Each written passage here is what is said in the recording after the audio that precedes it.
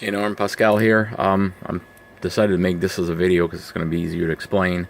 If you have questions, just give me a call or send me another email. So I create a new model on my transmitter here, and under functions, I'll show you what I have. I try to replicate as best as possible what you explain in your email.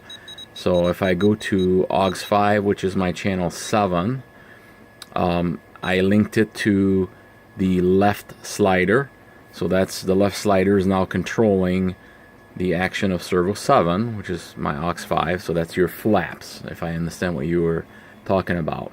So I'll show you the mix I created. So you wanted to mix elevator with the flaps.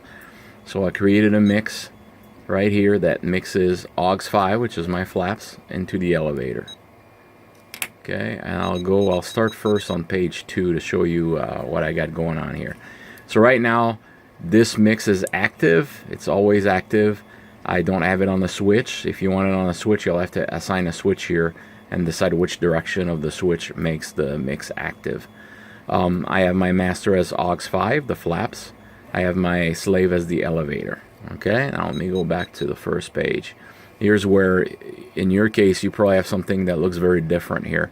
So right now I'm saying AUX5 is my master, elevator is the slave, and my curve is actually gradual. Yours, from what you're explaining, is probably an horizontal line going across the screen.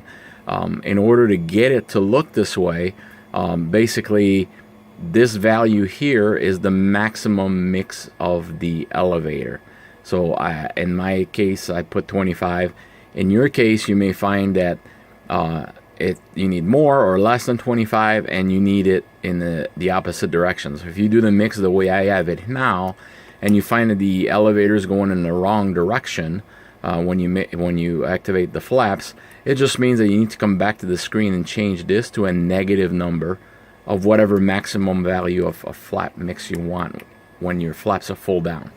So the other thing I had to do to get it to look this way is I had to change this point. So the normal control point is in the middle here. I had to do an offset of -100 so that this point would move over here.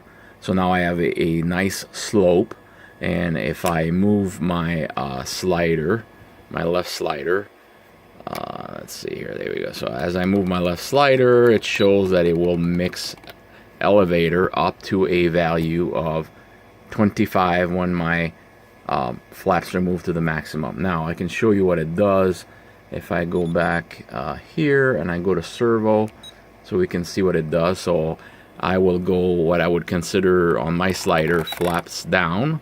So my servo 7 is completely at in one direction. I'm sorry, not flap down, that would be flap up. So no flaps at all. And as I give it flap, it gradually starts changing the value of the elevator, which is my channel 2 right here. So you can see this number here.